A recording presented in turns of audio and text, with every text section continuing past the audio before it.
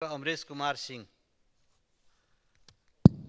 सम्मानीय सभामुख महोदय, हिजै मन्त्री परिषदको एउटा निर्णयले यहाँ बोल्न बाध्य बनायो। स्वास्थ्य मन्त्रालयको सबभन्दा वरिष्ठ सहसचिव डाक्टर संगीता मिश्र, जो 1 वर्ष अरूभन्दा सिनियर पनि थिइन्, त्यसलाई बढुवा सचिवमा नगरिकन सरकारले संविधान च्यात्ने काम गर्यो। मेरो प्रश्न के छ भने, संगीता मिश्र व्यक्तिसँग मेरो केही चिन्जान छैन, तर संगीता मिश्र एउटा मधेसीको आस्थाको प्रतीक थियो, महिलाको आस्थाको प्रतीक थियो।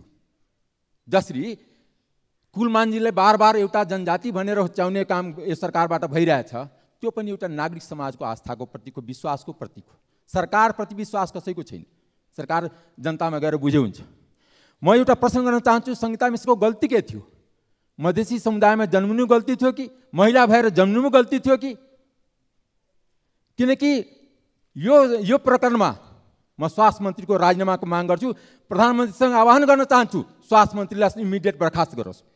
किनकि स्वास्थ्य मन्त्री मैले पढाएको विद्यार्थी हो, तर उहाँले भन्नुभएको छ कि यो मन्त्रालयमा कुनै मधेसी रहँदैन, कुनै शाखामा प्रमुख भएर, कुनै डी महानिर्देशक भएर। त्यति मात्र होइन, कुनै जनजाति र दलित पनि हुँदैन।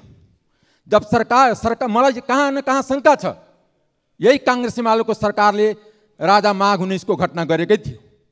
मलाई लाग्छ फेरि प्रतिबन्धकारीसँग मिलेर मधेसी समुदाय, दलित समुदाय, जनजाति, दलित महिला, यिनीहरूलाई संविधानको समावेशी सिद्धान्तलाई च्यात्दै कुल्चिँदै एकल जाति एकल समुदायको नेतृत्व गर्न खोजेर प्रतिगमनको आह्वान गर्न खोजेको होइन। मलाई त सरकारमाथि, मलाई प्रतिगमन शक्तिसँग केही अप्ठ्यारो छैन, उनीहरूले केही गर्न सक्दैन। तर सरकारमा बस्नेहरू काङ्ग्रेस एमाले हिजो पनि बहुदल खाएकै हो, गणतन्त्र नखाओस्, यहीँबाट म आह्वान गर्न चाहन्छु। यदि सरकारलाई संविधान च्यात्ने अधिकार छ भने जनतालाई पनि संविधान च्यात्ने अधिकार छ। किन